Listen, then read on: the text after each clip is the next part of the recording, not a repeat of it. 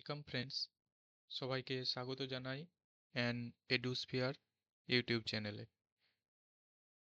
আজকে আমরা জাতীয় শিক্ষানীতি 2020-র যে পলিসিটি রয়েছে সেটি সম্পর্কে বিস্তারিত আলোচনা করব। আগের বেশ কয়েকটি ভিডিওতে আমি কোশ্চেন অ্যান্সার সংক্রান্ত আলোচনা করেছিলাম এই জাতীয় শিক্ষানীতি 2020 নিয়ে। তো সেই ভিডিওগুলিও একসাথে আমি একটা প্লেলিস্ট করে দিয়ে দেব যাতে সবার সুবিধা হয়। তো আজকে মেনলি ডেসক্রিপটিভ টাইপের আলোচনা হবে এবং তার পাশাপাশি ওই কোশ্চেন অ্যান্সারের যে ভিডিওগুলি রয়েছে ওগুলি যদি তোমরা দেখো তাহলে কিন্তু অনেকটাই তোমাদের প্রিপারেশানে হেল্প করবে। তো আপকামিং যে সমস্ত এক্সামগুলো রয়েছে যেমন ডব্লিউবি টেট, বিভিন্ন টিচার রিক্রুটমেন্টের এক্সাম, এসএসসি এসএলএসটির যে এক্সাম, এমনকি ইউজিসি নেট সেটের ক্ষেত্রেও এই টপিকটি থেকে কিন্তু অনেক প্রশ্ন আসে। তো আজকে আমরা ইন ডিটেলস ইনফরমেশন আলোচনা করব এবং ইম্পর্টেন্ট টপিকস রয়েছে যেগুলো পরীক্ষায় আসে সেই ধরনের, এবং টু দ্য পয়েন্ট ডিসকাশন করব।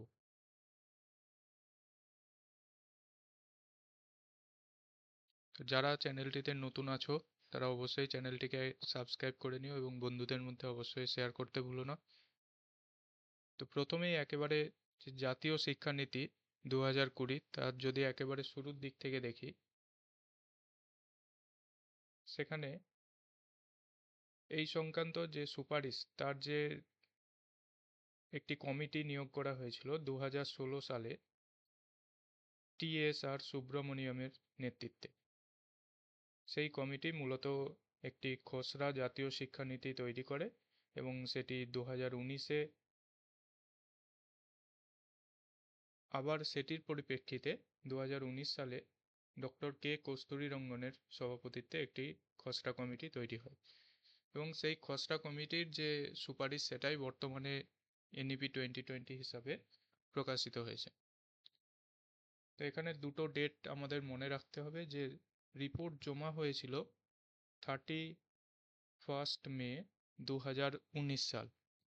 2019-এর 31 মে এই 2020 জাতীয় শিক্ষানীতির খসড়া রিপোর্টটা জমা হয় এবং এই এনইপি 2020 এটি সরকারের কাছে অনুমোদন পায় 29 জুলাই 2020-তে। 2020-র 29 জুলাই এই দুটো ডেট খুব গুরুত্বপূর্ণ। তো বাদ বাকি জিনিসগুলো আমরা আস্তে আস্তে আলোচনা করব। প্রথমেই যদি দেখি এটার দায়িত্বে কে রয়েছে না, ভারত সরকারের যে শিক্ষা মন্ত্রক, সেই শিক্ষা মন্ত্রক এডুকেশন মিনিস্ট্রি দায়িত্বে রয়েছে। তো এখানে অনুমোদনের তারিখটি দেওয়া আছে যে 29 জুলাই 2020। খসড়া কমিটির সভাপতি অবশ্যই ডক্টর কে কস্তুরীরঙ্গন এবং এটি 1986 সালের জাতীয় শিক্ষানীতির পরিবর্তে প্রবর্তিত হয়েছে এবং প্রায় আমরা জানি 34 বছরেরও বেশি সময় ধরে এই 1986 পলিসিটি চলছিল, যার অনেকটাই ভালো দিকও যেমন রয়েছে খারাপ দিকও রয়েছে। তো এই এনইপি 2020 প্রয়োজন কেন হলো, বা যদি একটা ব্যাকগ্রাউন্ড বা পটভূমি বা প্রেক্ষাপট একটা দেখতে হয়, সেক্ষেত্রে আমাদের যে জায়গাটাতে বেশি করে ফোকাস করতে হবে 1986 যে পলিসি সেটার কি ল্যাক রয়েছে বা সীমাবদ্ধতা বা লিমিট কি রকম রয়েছে সেইগুলোর ওপর ফোকাস করতে হবে। 1986 যে শিক্ষানীতি সেটা অনেকদিন ধরে কার্যকর থাকলেও বর্তমানে যে পরিবর্তিত প্রেক্ষাপট, সমাজ পরিবেশ, বা এই যে আমাদের সমাজ বিশ্ব পরিবর্তিত হচ্ছে প্রতিনিয়ত, যে মডার্নাইজেশনের যুগের সাথে ততটা কিন্তু খাপ খাইয়ে নিতে পারছিল না। সেই জন্যই নতুন করে আরও অনেক পলিসি বা চিন্তাভাবনা নিয়ে আসতে হয়েছে বা স্ট্রাকচারগত চেঞ্জেস আনতে হয়েছে। তো এখানে মেনলি 1986 যে পলিসি ছিল সেখানে রোট লার্নিংটা অনেকটা বেশি প্রাধান্য পেত, ক্রিয়েটিভিটির অভাব ছিল, গবেষণা ক্ষেত্রে অনেকটাই কোয়ালিটিগত দিক থেকে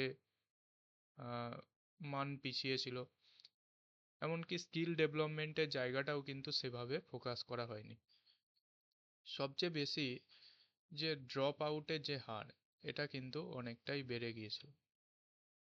এছাড়াও প্রি প্রাইমারি যে এডুকেশন সেটার সেভাবে স্পষ্ট দৃষ্টিভঙ্গি ছিল না। তার পাশাপাশি যে টেকনোলজি সংক্রান্ত বিষয়গুলো, ডিজিটাল লার্নিংয়ের জায়গাটা, সেটাও অনেকটা ল্যাক ছিল। এছাড়া কর্মসংস্থানের জায়গাটাও কিন্তু সেভাবে ফোকাস করা হয়নি। এই সমস্ত ত্রুটির জন্য কিন্তু বর্তমানে যে এনইপি 2020 তার অবশ্যম্ভাবী হয়ে পড়ে। পরবর্তী ক্ষেত্রে আমরা দেখব যে মূল ভিশন বা মূল যে দৃষ্টিভঙ্গি সেটা কি ছিল। সে an education system rooted in Indian ethos that contributes directly to transforming India into an equitable and vibrant knowledge society। অর্থাৎ ভারতীয় সংস্কৃতি এবং মূল্যবোধের যে জায়গাটা রয়েছে, প্রাচীনকাল থেকেই যে ভারতীয় সংস্কৃতি মূল্যবোধ রয়েছে, সেটার উপর বেস করে একটা শিক্ষা ব্যবস্থা গড়ে তোলা, এবং যেখানে কি থাকবে না, একটা সমতা থাকবে, জ্ঞান, দক্ষতা এবং গবেষণা, সর্বোপরি একটা উদ্ভাবনকে উৎসাহিত করবে, ইনোভেশনকে উৎসাহিত করবে, স্কিল ডেভেলপমেন্টে সাহায্য করবে। এটাই হচ্ছে মূল উদ্দেশ্য বা মূল দৃষ্টিভঙ্গি। তো এই জাতীয় শিক্ষানীতি 2020 ভারতের শিক্ষা ব্যবস্থাকে সামগ্রিক, অন্তর্ভুক্তিমূলক এবং একটা flexible, skill based education system হিসাবে গড়ে তুলতে সাহায্য করবে।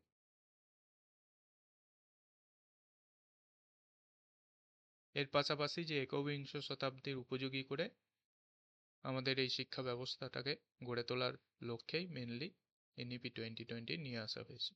তো মূল লক্ষ্য হিসাবে যদি দেখা হয়, এখানে টু দ্য পয়েন্ট আমরা যদি বলতে চাই, সেখানে সকলের জন্য যে মানসম্মত শিক্ষা, তার গুণমানসম্মত শিক্ষা, কোয়ালিটি এডুকেশন, শিক্ষার সার্বজনীন সুযোগ, education for all, skill development, দক্ষতা উন্নয়ন, গবেষণার প্রসার, প্রযুক্তি ব্যবহার, ভারতকে একটা নলেজ সুপার পাওয়ার হিসাবে গড়ে তোলা। অর্থাৎ এই ভারতের কালচার, সংস্কৃতি, এটাকে বেস করে যে শিক্ষা ব্যবস্থাটা গড়ে উঠবে, সেটা একটা নলেজ সুপার পাওয়ার হিসাবে গড়ে উঠবে এবং ভারতকে নলেজ সুপার পাওয়ার হিসাবে বিশ্বের কাছে রিপ্রেজেন্ট করবে। পরবর্তীতে এখানে আমরা টোটাল যে এনইপি 2020 সমস্ত সুপারিশগুলো রয়েছে, তার মূল মূল জায়গাগুলো এবং গুরুত্বপূর্ণ বিষয়গুলো আমরা একটা চার্টের মাধ্যমে নিয়ে আসার চেষ্টা করেছি। এখানে মেন হচ্ছে 5টি স্তম্ভ রয়েছে: access, equity, quality, affordability, accountability. এবং এখানে পরিকাঠামোগত যে স্তর 5, 3, 3, 4 স্ট্রাকচার, এই সমস্ত দিকগুলোই কিন্তু আমরা আস্তে আস্তে আলোচনা করব। তো এখানে টোটালটা একটা জাস্ট ইমেজের মধ্যে দিয়ে রয়েছে, এটি অনেকটাই হেল্প করবে এক ঝলকে দেখার জন্য। পরবর্তী পেজে আমরা এগিয়ে যাই। এনইপি 2020 মূল 5টা ভিত্তি বা 5 পিলার্স যদি বলা হয়, সেক্ষেত্রে 5টা বিষয় হচ্ছে অ্যাক্সেস, ইকুইটি, কোয়ালিটি, অ্যাফোর্ডেবিলিটি এবং অ্যাকাউন্টেবিলিটি। এই 5টা হচ্ছে মূল স্তম্ভ। এবার শিক্ষা কাঠামো। শিক্ষা কাঠামো আমরা এতদিন যেটা ফলো করে এসেছি 1986 পলিসি অনুযায়ী, 10+2 স্ট্রাকচার স্কুল ব্যবস্থার ক্ষেত্রে, বর্তমানে সেটা কি করা হলো, এনইপি 2020 অনুযায়ী 5-3-3-4 এই স্ট্রাকচার নিয়ে আসা হলো। 5-3-3-4। তো স্ট্রাকচারটা কেমন একটু দেখে নিই।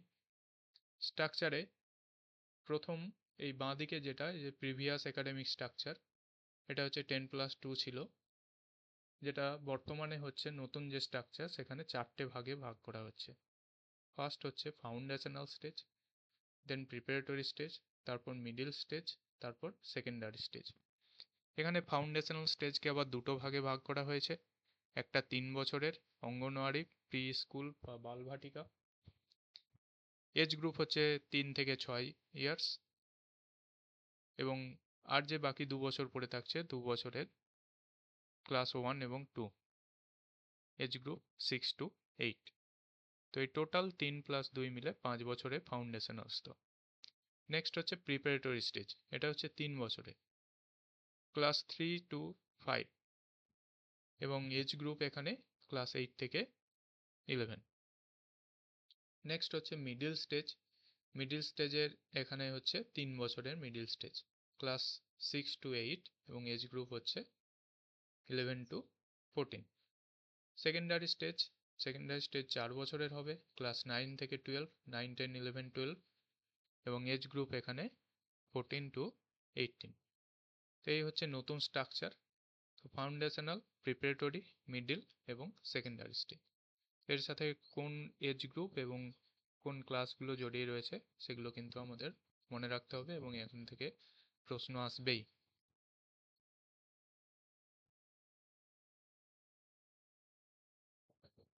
এগুলোর একটু ডিসকাস করে নিই। যে স্টেজগুলো বললাম, যে ফাউন্ডেশনাল স্টেজ, যেটা আমরা দেখলাম 3+2, অর্থাৎ 3 বছরের প্রাক প্রাথমিক শিক্ষা এবং 2 বছরের প্রাথমিক শিক্ষা। প্রাথমিক শিক্ষা 2 বছর, প্রথম 2 বছর এর সাথে ইনক্লুড করা হয়েছে ক্লাস 1 এবং 2। তো এর মধ্যে যে বিষয়গুলো রয়েছে ECC, early childhood care and education, এখানে কোয়ালিটি এডুকেশনের পাশাপাশি কি করতে হবে না, শিশুদের দৈহিক সুস্থতা বা স্বাস্থ্য যাতে ভালো থাকে সেই জন্য পুষ্টিগুণের দিকটাও কিন্তু দেখার কথা বলা হয়েছে, যেটা এনইপি যেটা জাতীয় শিক্ষানীতি 1986-র যে পলিসি ছিল সেখানেও কিন্তু বলা হয়েছিল। এর পাশাপাশি প্লেওয়ে মেথডকে গুরুত্ব দেওয়া হয়েছে, যেহেতু একেবারে শৈশব অবস্থা, প্রাক প্রাথমিক স্তর, সেখানে খেলার ভিত্তিতে সব কিছু হবে। অ্যাক্টিভিটি বেসড লার্নিং হবে, স্টোরি টেলিংয়ের মাধ্যমে গল্প বলা পদ্ধতি আমরা ইউজ করব এই স্তরে। ল্যাঙ্গুয়েজ ডেভেলপমেন্টের ক্ষেত্রেও জোর দেওয়া হয়েছে, এবং নিউমেরেসি ডেভেলপমেন্ট, এই জায়গাগুলো ফাউন্ডেশনাল স্টেজে গুরুত্ব পেয়েছে। পরবর্তী হচ্ছে প্রিপারেটরি স্টেজ, যে ক্লাস 3 to 5। এখানে যে যে বিষয়গুলো নিয়ে পড়তে হবে, যে ভাষা থাকবে, গণিত, সাধারণ গণিত, বিজ্ঞান, শিল্প শিক্ষা, খেলাধুলার ভিত্তিতেই অবশ্যই হবে এখানেও, এবং অ্যাক্টিভিটি বেসড লার্নিং এখানেও গুরুত্ব পেয়েছে প্রিপারেটরি স্টেজে, সেকেন্ড স্টেজ এটি। পরবর্তী stage middle stage, class 6 to 8। এখানে কোডিং শিখতে পারবে কেউ, কোনো স্টুডেন্ট চাইলে কোডিং শিখতে পারবে, এবং তার পাশাপাশি ভোকেশনাল এডুকেশন, ইন্টার্নশিপের ব্যবস্থা থাকছে, প্রজেক্ট বেসড লার্নিং এর ব্যবস্থা থাকছে, এবং ক্রিটিক্যাল থিঙ্কিং এর উপর বেশি করে এই স্তরে গুরুত্ব দেওয়া হচ্ছে। অর্থাৎ ক্লাস 6 এর পর থেকে কিন্তু আমাদের ভোকেশনাল এডুকেশনের একটা সুযোগ তৈরি হচ্ছে। এটা একটা বৃত্তিমুখী এডুকেশন সিস্টেমের একটা পথ আমরা কিন্তু এখান থেকে পেয়ে যাচ্ছি। পরবর্তী স্টেজ, একবারে শেষ স্তর হচ্ছে সেকেন্ডারি স্টেজ। এখানে ক্লাস 9 থেকে 12 পর্যন্ত ধরা হয়েছে। আর্টস, সায়েন্স, কমার্স, এদের মধ্যে কিন্তু আলাদা করে কোনো বিভাগ থাকবে না বা বিভাজন থাকবে না, যেটা এতদিন হয়ে এসেছে। আর্টসের স্টুডেন্ট আলাদা, সায়েন্সের স্টুডেন্ট আলাদা, এবং কমার্সের আলাদা, আলাদা আলাদা বিষয়ের কথা বলা হতো। সেই বিষয়টা আর থাকছে না, সেই বিভেদটা থাকছে না। যে কেউ চাইলে, যে কোনো স্টুডেন্ট চাইলে কিন্তু যে কোনো বিষয় তারা চুজ করতে পারে নিজেদের পছন্দ মতো। এবং এর পাশাপাশি মাল্টিডিসিপ্লিনারি লার্নিং এর কথা বলা হয়েছে, যেখানে সমস্ত বিষয় আমরা একসাথে শেখার সুযোগ পাবো। ফ্লেক্সিবল কারিকুলাম থাকবে, কারিকুলামে কোনো স্ট্রিক্ট বা রিজিড ব্যাপার থাকবে না, সেখানে ফ্লেক্সিবিলিটি থাকবে। এই হলো 4টি স্টেজ। পরবর্তী ক্ষেত্রে চলে যায় শিক্ষণ পদ্ধতির ক্ষেত্রে কোন কোন বিষয়গুলো বা মেথডগুলো গুরুত্ব পেয়েছে। তো এখানে প্যাডাগজিক দিকটাই বেশি ফোকাস করা হয়েছে, এবং সেই সূত্রে ইনকোয়ারি বেসড লার্নিং মেথডকে যেমন গুরুত্ব দেওয়া হয়েছে, তার পাশাপাশি ডিসকভারি মেথড রয়েছে।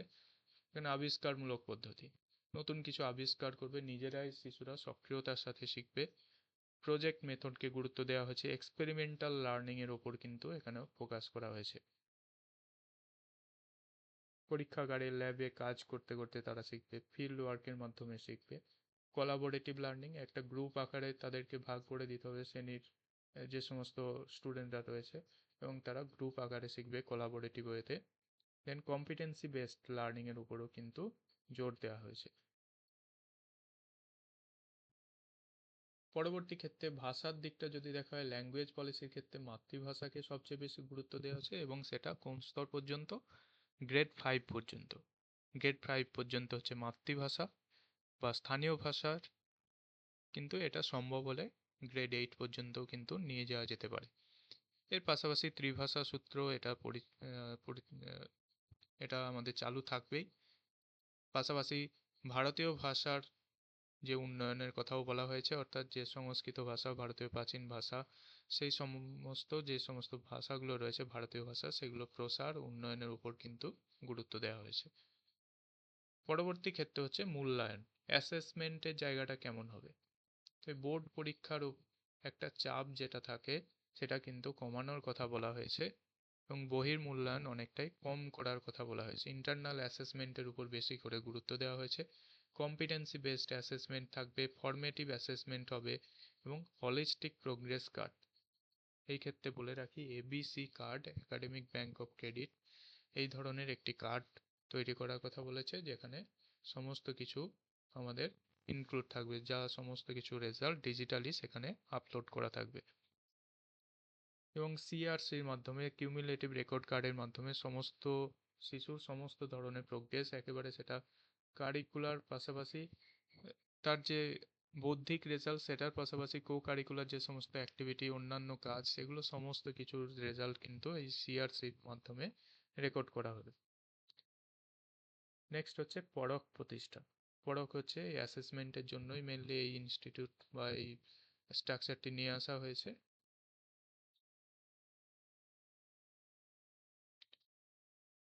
পরবর্তী বিষয়টি হচ্ছে ফাউন্ডেশনাল লিটারেসি অ্যান্ড নিউমেরেসি, অর্থাৎ ন্যূনতম যে সাক্ষরতার বিষয়টি সেটি 2026 থেকে 27 সালের মধ্যে সকল শিশুকে এই পড়তে, লিখতে এবং গণনা করতে, রিডিং, রাইটিং অ্যান্ড এরিথমেটিক অর্থাৎ এই 3R এর বিকাশ যাতে হয়, এই সংক্রান্ত 3R এর উপযোগী তাদেরকে দক্ষ করে তুলতে হবে। ন্যাশনাল মিশন অন FLN অর্থাৎ foundational literacy and numeracy mission স্থাপন করার কথাও কিন্তু এই জাতীয় শিক্ষানীতি 2020-তে বলা হয়েছে। পরবর্তী ক্ষেত্রে ভোকেশনাল এডুকেশনের জায়গাটা যদি দেখি, ভোকেশনাল এডুকেশনে এখানে ক্লাস 6 থেকে শুরু হয়ে যাচ্ছে। ইন্টার্নশিপ থাকবে, লোকাল যে ক্র্যাফটস সেই রিলেটেড বিষয় শিখতে পারবে, এগ্রিকালচার, কার্পেন্টারি, কোডিং, এন্টারপ্রেনারশিপ এবং স্কিল ডেভেলপমেন্টের বিভিন্ন কোর্স এই ভোকেশনাল এডুকেশনের মধ্যে থাকবে এবং এটা শুরু হচ্ছে অবশ্যই ক্লাস 6-এর পর থেকে। টিচার এডুকেশনের জায়গাটা কেমন হবে, 2030 সালের মধ্যে সমস্ত ক্ষেত্রে, সমস্ত জায়গায়, সমস্ত রাজ্যে 4 বছরের যে ইন্টিগ্রেটেড বিএড কোর্স সেটা চালু করার কথা বলেছে এবং এটাই হবে টিচার এডুকেশনের ন্যূনতম যোগ্যতা। এছাড়াও টিচার এডুকেশনের ক্ষেত্রে আরও যে বিষয়গুলো রয়েছে, যে কন্টিনিউয়াস প্রফেশনাল ডেভেলপমেন্ট, শিক্ষকদের প্রফেশনাল ডেভেলপমেন্টের জন্য এই ধরনের কোর্স থাকবে এবং সেখানে ন্যূনতম 50 ঘন্টা তাকে সময় দিতে হবে বা 50 ঘন্টার এই কোর্স তাকে করতে হবে। National professional standards for teachers, প্রত্যেক টিচারদের প্রফেশনাল স্ট্যান্ডার্ড ঠিক আছে কিনা সেটা বিচার করার জন্য এই ধরনের পরিকাঠামো স্থাপন করা হয়েছে এবং যেখানে একটা স্ট্যান্ডার্ড মেনটেন করে দেওয়া হবে, সেটার বেসিসে সমস্ত কিছু কিন্তু বিচার বিবেচনা করা হবে। দেন মেরিট বেসড রিক্রুটমেন্ট, এবং রিক্রুটমেন্টের ক্ষেত্রে টিচার নিয়োগের ক্ষেত্রে অবশ্যই মেরিট প্রাধান্য পাবে, এটাই হওয়া উচিত। পরবর্তী ক্ষেত্রে দেখে নিই উচ্চশিক্ষার জায়গাটা কেমন। উচ্চশিক্ষার ক্ষেত্রে হায়ার এডুকেশনের ক্ষেত্রে যে সমস্ত রিফর্মগুলো এসছে, মাল্টিপল এন্ট্রি এক্সিট সিস্টেম, অর্থাৎ কলেজে কেউ 1 বছর কি 2 বছর পড়লো, পড়ার পর কলেজ ছেড়ে দিল, অন্য কোনো কাজে আবার যুক্ত হলো, কিন্তু আবার তার হয়তো কিছু সময় পর মনে হলো যে আমি আবার পড়াটা শেষ করব, সেই সময় সে আবার ফিরে এসে আবার পড়াশোনা শুরু করলো। এইভাবেই কিন্তু ভর্তি হতে পারে বা মাল্টিপল এন্ট্রি এক্সিট সিস্টেমের যে সুবিধা এটাই রয়েছে। Then academic bank of credit, ABC কার্ডের কথা বলেছে, যেখানে সমস্ত ধরনের রেজাল্ট আমরা ডিজিটালি আপলোড করে রাখতে পারবো, যেটা আমাদের অন্যান্য কলেজে, এক কলেজ থেকে অন্যান্য কলেজে ভর্তি হতে বা সমস্ত কিছু শো করাতে অনেকটাই সুবিধা হবে। দেন মাল্টি ডিসিপ্লিনারি এডুকেশনের কথাও কিন্তু এখানে বলা হচ্ছে, 4 ইয়ার ইউজি প্রোগ্রামের কথা বলছে। সিঙ্গেল রেগুলেটরি সিস্টেম, একটা সিঙ্গেল রেগুলেটরি সিস্টেম থাকবে এই উচ্চশিক্ষার জন্য। রিসার্চ প্রমোশনের উপরও কিন্তু গুরুত্ব দেওয়া হচ্ছে। এখানে এই যে মাল্টিপল এন্ট্রি এক্সিট সিস্টেমের কথা বলছিলাম, তো সেখানে যে বিষয়গুলো রয়েছে, ডিগ্রিগুলো কিভাবে হবে না, 1 বছর কেউ পড়া কমপ্লিট করলে সে সার্টিফিকেট ডিগ্রি পাবে, 2 বছর হলে ডিপ্লোমা, 3 বছর হলে ব্যাচেলার ডিগ্রি এবং 4 বছর পুরো কমপ্লিট করলে ব্যাচেলার উইথ রিসার্চ এই ডিগ্রি পাবে। একাডেমিক ব্যাংক অফ ক্রেডিটস, এবিসির সুবিধা কি না, ক্রেডিটগুলো আমরা স্টোর করে রাখতে পারবো, যেমন আমরা ব্যাংকে টাকা জমা রাখি, ঠিক তেমনি এখানে আমাদের রেজাল্টগুলো জমা রাখতে পারবো, আমাদের স্কোর, ক্রেডিট জমা রাখতে পারবো, ক্রেডিট ট্রান্সফার করতে পারবো খুব সহজে, এবং পুনরায় কোনো কলেজে ভর্তি হতে গেলে সেখানে আমাদের অনেকটা সুবিধা হবে। ফ্লেক্সিবল লার্নিংয়ের ওপরও কিন্তু এই প্রসেসটা ফোকাস করছে। পরবর্তী বিষয় হচ্ছে এনআরএফ, ন্যাশনাল রিসার্চ ফাউন্ডেশন। এর উদ্দেশ্য কি? এর উদ্দেশ্য হচ্ছে গবেষণা ক্ষেত্রে প্রসার ঘটানো, নতুন নতুন ইনোভেশনকে গুরুত্ব দেওয়া, কোয়ালিটি রিসার্চ ওয়ার্কের উপর গুরুত্ব দেওয়া, এবং ফান্ডিংয়ের দিকটা কিন্তু সবচেয়ে বেশি করে দেখা। পর্যাপ্ত ফান্ডিং দেওয়া, রিসোর্স মেটেরিয়ালসগুলো দেওয়া যারা রিসার্চ ওয়ার্কের সাথে যুক্ত আছে তাদের জন্য। নেক্সট হচ্ছে ডিজিটাল শিক্ষা, ডিজিটাল এডুকেশন। এই ক্ষেত্রে বেশ কিছু প্ল্যাটফর্মের কথা বলা হয়েছে এই পলিসিতে, যেমন দীক্ষার digital infrastructure for knowledge sharing, Swayam প্ল্যাটফর্মের কথা বলা হয়েছে, ভার্চুয়াল ল্যাবের কথা বলা হয়েছে, অনলাইন লার্নিং সিস্টেম চালু করার কথা বলেছে, ডিজিটাল লাইব্রেরি থাকবে, ই কন্টেন্ট থাকবে।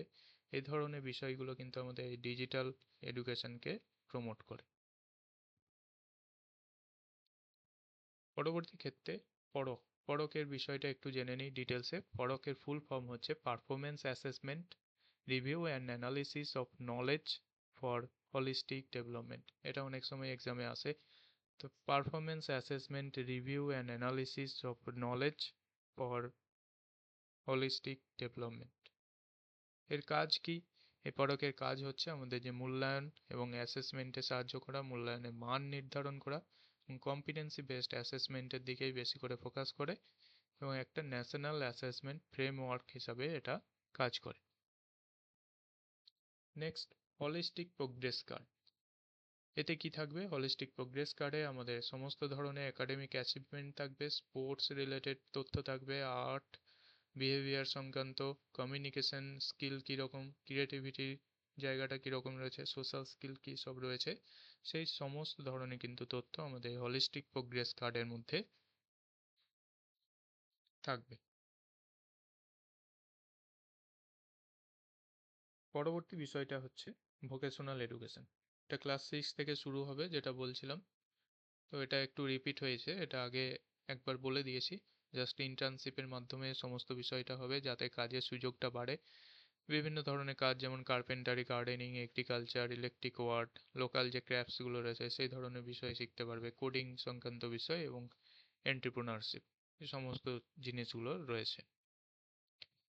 ইনক্লুসিভ এডুকেশন খুব গুরুত্বপূর্ণ একটি part.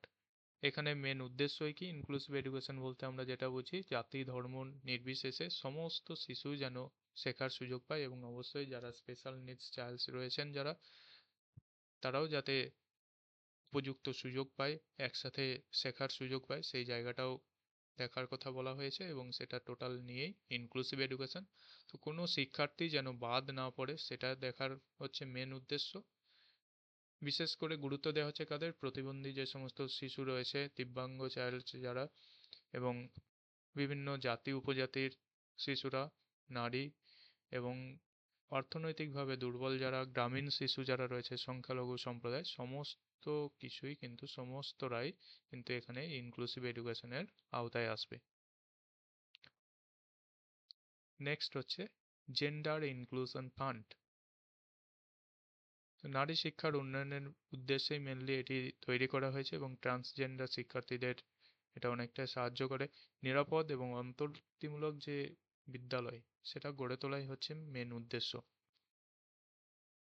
Special education zone, SEZ, special education zone, যেসব অঞ্চলে শিক্ষার সুযোগ কম, অর্থাৎ যেসব জায়গাগুলো প্রত্যন্ত জায়গা, সেখানে শিক্ষার সুযোগকে আরও বাড়ানো এবং মানুষের কাছে এই অ্যাক্সেস পৌঁছে দেওয়ার জন্যই কিন্তু এই উদ্যোগ নেওয়া হয়েছে, এবং সেখানে বিশেষ করে উদ্যোগ গ্রহণ করে নতুন ধরনের পরিকাঠামো এবং বিভিন্ন সুযোগ সুবিধা দিয়ে কিন্তু সেই জায়গাগুলোকে উন্নয়নের চেষ্টা করা হচ্ছে। তো এখানে বিশেষ পরিকাঠামো, স্টাডি মেটেরিয়ালস, রিসোর্স থেকে শুরু করে শিক্ষক এবং শিক্ষা সামগ্রী সমস্ত কিছুই কিন্তু দেওয়ার কথা বলা হয়েছে। নেক্সট, গভর্নেন্স রিফর্মের দিকে যদি দেখা হয়, সেখানে একটা আমব্রেলা বডি স্থাপনের কথা বলা হয়েছে, HECI, higher education commission of India এই নামে একটা আমব্রেলা বডি স্থাপনের কথা বলা হয়েছে এবং এর আন্ডারে বেশ কয়েকটা রেগুলেশন বডি বা বেশ কয়েকটা বডি থাকবে, যেমন এনএইচইআরসি, ন্যাক, এইচইজিসি, জিইসি। এই চারটা বডি এইচইসিআই এর আন্ডারে থাকবে। অর্থাৎ এইচইসিআই হচ্ছে higher education commission of India, এটা হচ্ছে আমব্রেলা বডি। এর আন্ডারে যারা থাকবে বা যারা কাজ করছে এনএইচইআরসি, এটা হচ্ছে রেগুলেশনের জন্য। National higher education regulatory council, এটা রেগুলেশনের জন্য। এনএসি, ন্যাশনাল অ্যাক্রেডিটেশন কাউন্সিল, এটা অ্যাক্রেডিটেশনের জন্য কলেজগুলোকে অনুমোদন দেবে, সেই জন্য অনুমোদন দেওয়ার দায়িত্বে থাকবে এই এনএসি ন্যাক। রেগুলেশনের দায়িত্বে থাকবে এনএইচইআরসি। এবং এইচইজিসি, হায়ার এডুকেশন গ্র্যান্টস কাউন্সিল, যারা বর্তমানে ইউজিসি গ্র্যান্টস দিচ্ছে সেই কাজটা করবে এইচইজিসি, হায়ার এডুকেশন গ্র্যান্টস কাউন্সিল, এরা ফান্ডিং দেবে সমস্ত কলেজদের।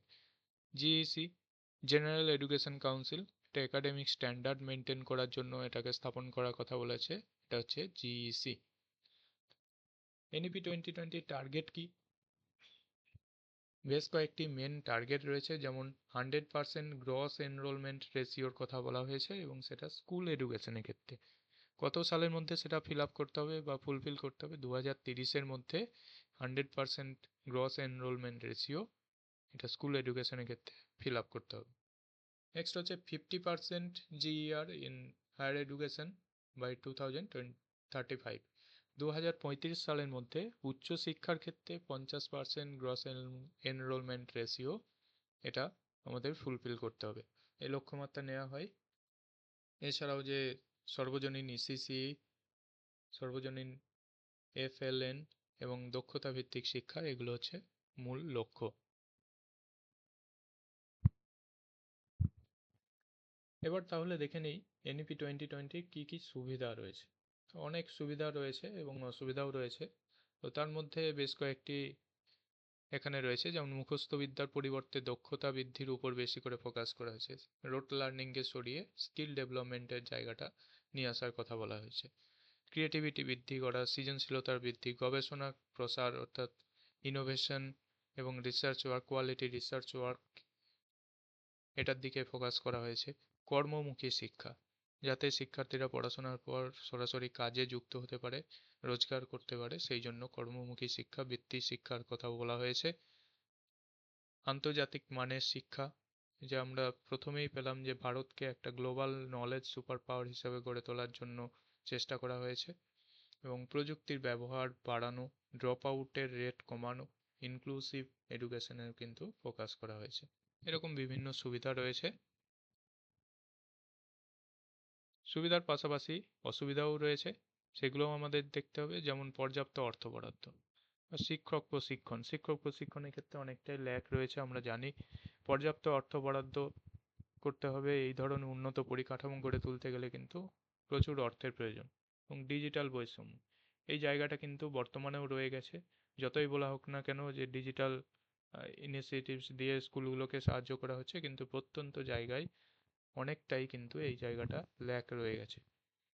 ভাষা বাস্তবায়নের সমস্যা, বিভিন্ন ক্ষেত্রে বিভিন্ন এই ভাষার সমস্যাও রয়েছে। গ্রামীণ অবকাঠামো, এই গ্রাম্য এলাকাগুলোতে সেইভাবে কিন্তু এই উন্নয়নের ছোঁয়া পৌঁছায়নি।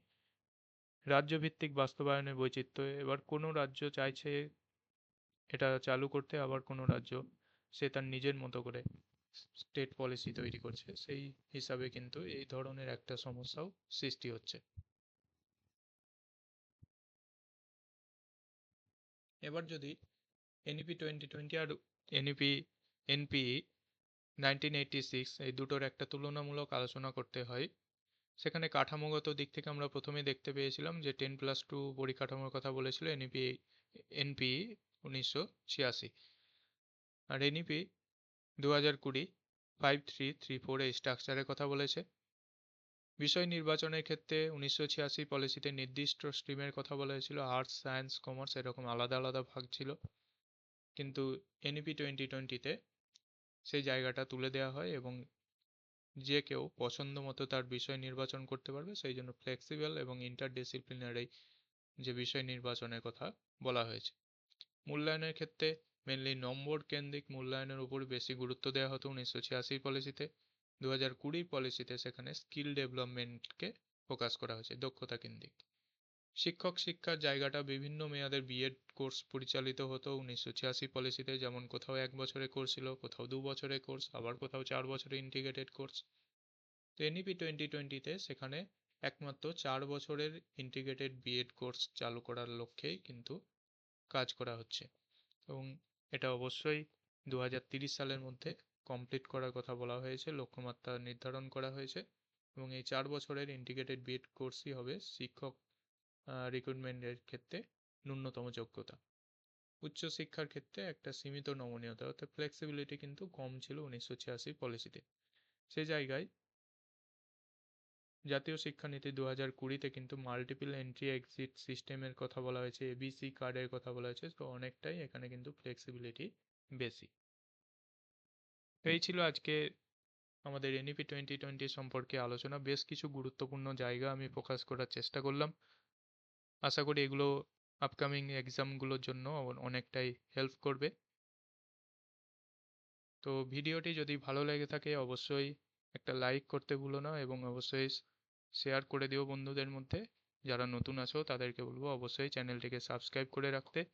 পরবর্তী ক্ষেত্রে কিন্তু আরও নতুন ধরনের ক্লাস আসবে। ধন্যবাদ সবাইকে।